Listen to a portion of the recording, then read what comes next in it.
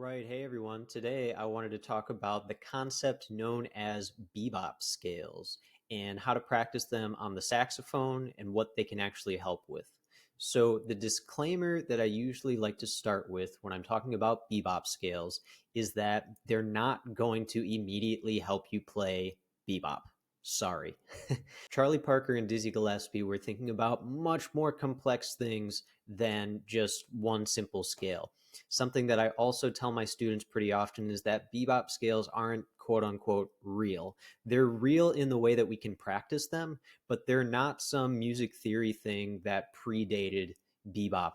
Okay, they're just something that jazz musicians and music theorists use to explain how Charlie Parker and Dizzy Gillespie were thinking. So, all of that being said, bebop scales can be really helpful to help you develop a relationship with chromaticism. They can also be helpful to help fit these 7-note scales that we're used to practicing, major scales and minor scales, into a bar of 4/4 time better. So, from a practice standpoint, as always, I'm going to take these things around all 12 keys. And the first bebop scale that I think you should practice is the one built off the major scale that puts a half step in between scale degrees 5 and 6. So that would sound like this.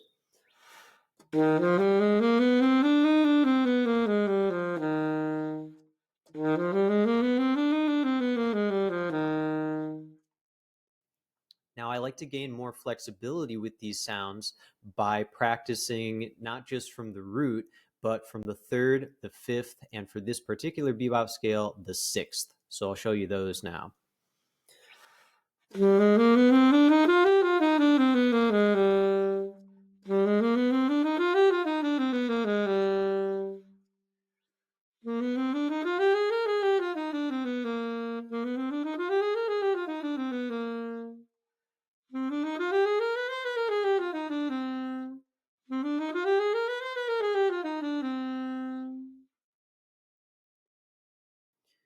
So all of those are coming right from my major scale. And again, it's putting the half step in between the 5th and the 6th scale degree. The second kind of bebop scale you can practice involve both your Dorian and Mixolydian modes. I'm going to show you on the Mixolydian mode, but know that you can just flat the 3rd down here, and that will also apply to your Dorian scale. So in this kind of bebop scale, the half step fits between the flat 7 scale degree and the root.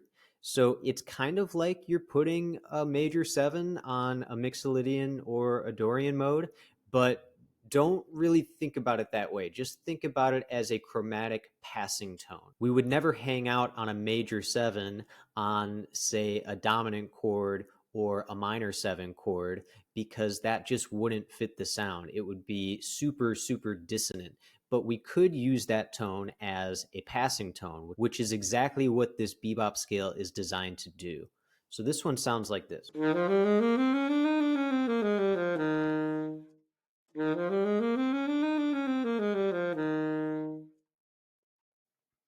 Again, I'm going to practice this bebop scale from the 3rd, the 5th, and in this case, the flat 7 also.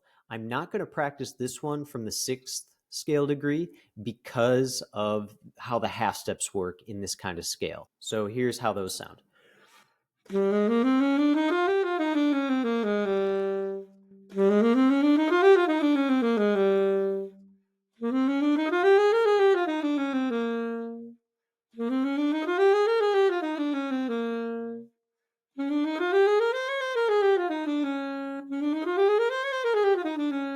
Again, be sure to practice this kind of bebop scale, the kind that puts the half step in between the flat 7 and the root on both your Mixolydian and Dorian modes. I just gave you an example on the Mixolydian mode, but flat that 3rd to make it a Dorian type bebop scale. So by practicing these two different types of bebop scales, what you're trying to develop is a relationship with chromaticism that allows you to put half steps in between any whole step that occurs in a 7-note scale, or any kind of scale for that matter. To do that even further, I can turn the page here and start putting the half steps in other places. For example, on that major bebop scale, I can do this on any of the 2 bebop scales I've shown you so far. I can also put a half step between the root and the ninth. Okay, so I'm putting an additional half step now in between essentially scale degrees 1 and 2 at the top here. So let me show you what this sounds like.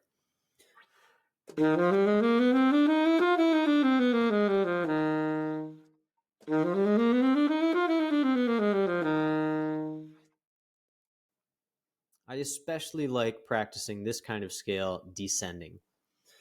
And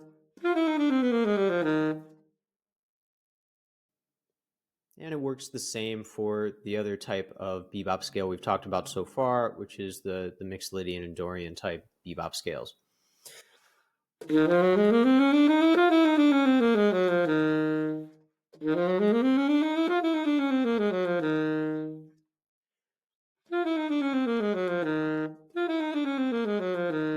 So one more half step to think about is starting the scale from scale degree 2 or ninth if you're thinking extensions, and putting that half step in between 2 and 3, thinking about it as like a sharp 9 interval.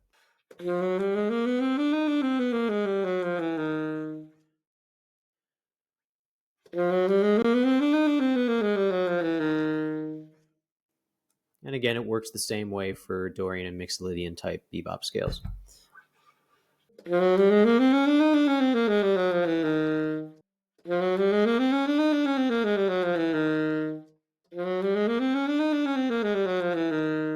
So definitely start by mastering these two types of bebop scale approaches in all 12 keys, and then start messing around with the stuff on page 2 that starts putting the half steps in even more places. When you're practicing this way, what you're doing is keeping the chord tones on the downbeats and adding chromaticism on the upbeats, which makes your harmonic control sound a little bit deeper. It helps you, again, fit the chord, or the scale rather, into the bar better.